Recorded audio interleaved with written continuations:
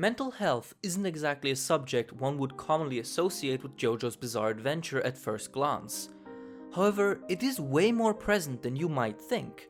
Be it depression, daddy issues, or negative repression, the series is full of characters who are either mentally strained or suffer from some sort of condition. But among all of them, one case that sticks out as being especially interesting is the fractured state of mind found within Part 5 Vento Aureo's main villain, the mob boss Diavolo. So, considering what I study and do for a living, I thought it might be interesting to thoroughly analyze this mafioso's mental state and determine what exactly he's suffering from, as well as what led to it. Before we can do any of that, however, we need to quickly brush up on Diavolo as a character. Which immediately is harder than you might have thought, since the crucial aspect of Diavolo's character is contradiction and misdirection. Born in an all-female prison to a mother who claimed to have been pregnant for 2 years, with no possible father in sight, Diavolo's life began as one great mystery. A kind, timid, and not very smart boy, he was mostly unremarkable as he grew up with a priest in Sardinia, aspiring to become a man of the church himself. He even got himself a girlfriend in a young Donatella Una, albeit under a presumed alias, but we'll talk about that later. However, this normal facade broke down once his adoptive father, who wanted to build a garage so he could get Diavolo a car, found Diavolo's mother imprisoned under the house's floorboards with her eyes and mouth sewn shut. The next bit of information we get is that Diavolo's hometown burned down, killing 5 people including him. Or so goes the official version, as in reality, Diavolo joined an archaeological team headed to Egypt, where he would promptly discover and steal the stand arrows. Selling some and using others, the arrows helped him rise to and solidify his position at the top of the Italian mafia, essentially making him the Emperor of Italy from the shadows. So, now that his past is done, that brings us to the current Diavolo. There are essentially 3 aspects to his personality. One is his obsessive drive to remain anonymous and, most importantly, to erase his past. He views the past as something to be destroyed, as in his mind, only by overcoming the past can humans become truly great and reign supreme over the future. And by this ideal, he defends his anonymity with a disturbing degree of brutality. No one is ever allowed to learn anything about him, lest they want to face his wrath. Who he was and is needs to remain hidden for him to feel at ease, and he goes to great lengths to ensure that remains the case. He only communicates with his subordinates through multiple levels of proxy and mediums. He continuously travels from hotel to hotel to never stay in the same place for too long, and even when he is alone, he secludes himself into the furthest corner of the room, cloaking himself completely. The second aspect central to him is his insane degree of confidence and pride in his abilities. Wielding the terrifying time-altering stand King Crimson, Diavolo is convinced that he will forever remain victorious, as in his mind he is invincible and, in an especially egregious delusion, immortal. Because his ability allows him to see the pitfalls life holds for him and avoid them, he believes that he cannot fail and that he is inherently superior to humanity, referring to himself as Emperor and King of Kings. Additionally, he thinks that he is blessed by fate, as the circumstances that led to his birth were incredibly strange. So he is convinced that he will forever remain at the apex of all things, as he is both ordained by fate to persevere and also able to actively avoid anything life throws at him. The third aspect of Diavolo is that for him, only results matter. The things he desired to be achieved, no matter what, no matter the method, have to be achieved. Whatever happens is irrelevant as long as the results are present. This is obviously the part that is best reflected in his King Crimson, since one interpretation of his ability is that it removes the cause from the effect, leaving only the results to remain within reality. So, this is Diavolo covered. However, as I'm sure you know, this is only half the equation. The thing that makes Diavolo so interesting psychologically is that he has a second personality completely separate from the one we discussed just now. This second persona is of course the kind-hearted Vinegar Doppio. He's a much simpler character than the boss, much more kind, innocent and friendly. He seems a far cry from the brutal and socially reclusive Diavolo. He seems like a good-natured teenager, that is, until he enters battle. Then he becomes similar to a perfect gang member, fiercely loyal, smart, and determined to serve his boss. But the most interesting aspect of Doppio is that he is completely and utterly unaware of the relationship between him and the boss. He believes that he is simply his most trusted subordinate and communicates with Diavolo by using various random objects as mock telephones. Not once does he ever learn the truth about his condition. Hell, it's not even clear if he knows the name Diavolo. As you can see, this is a lot to dig into psychologically. But before we get too deep into analysis, there are two things I need to disclaim. One, we will be analyzing a fictional character based on incomplete information to best approximate and describe his condition. This video cannot and should not be taken as a basis or an example of a complete psychological diagnosis. This is for fun and about anime. You cannot use this to flex on people with your psychological knowledge, or even worse, try to use this video as a pattern to analyze people in real life. Diavolo doesn't exist, we only have a limited amount of information on him, and it's important that you understand that this is not a full process. This is just a fun little analysis video. And two, it isn't actually made clear if the relationship between Diavolo and Doppio is one of multiple personalities. Some sources, for example, claim that they are two souls inhabiting the same bodies, which is derived from the fact that during the final battle, Diavolo's and Doppio's souls are switched independently of one another. However, for the sake of this video and its premise, we will be operating under the assumption that this is just an incredibly exaggerated depiction of multiple personalities. Now that that's all out of the way, let's get juicy. We can immediately discern that he suffers from some form of multiple personality disorder. In fact, we can narrow it down to the multiple personality disorder, correctly known as dissociative identity disorder, or DID for short. DID is likely due to how it is generally the only true multiple personality disorder, as it's the only defined illness where two or more completely separate personal states and identities are formed. When you talk colloquially about multiple personalities, what you mean is usually DID.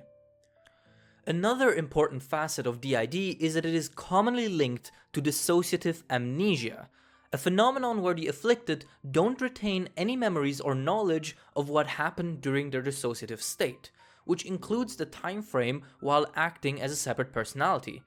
This is particularly interesting when applied to Diavolo because it speaks in favor of a very big fan theory suggesting that Diavolo wasn't the original personality, but rather Doppio was.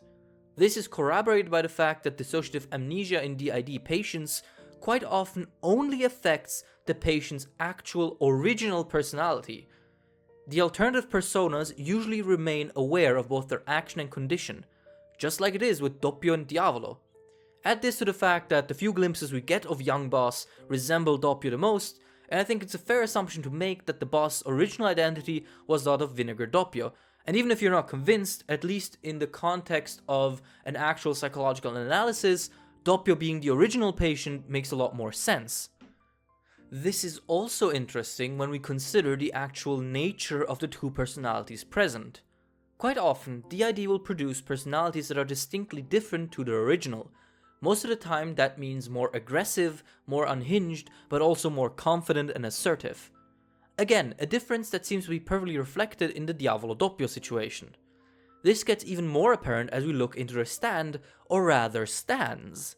Because as you know, Passiones boss technically has two stands, the imposing time-erasing main stand King Crimson, and the future-seeing sub-stand Epitaph. Since stands manifest from the user's willpower and psychological energy, a DID patient having as many stands as personalities makes perfect sense.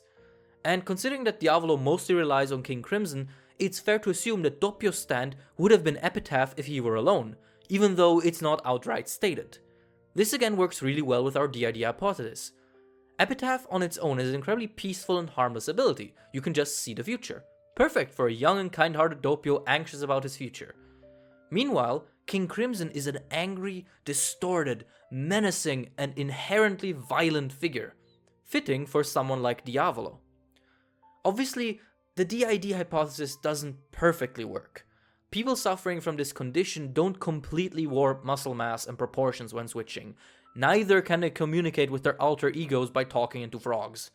but I think that, considering the already bizarre nature of Jojo as a whole, the idea works as a functional approximation. We simply take it as an exaggeration on Araki's part.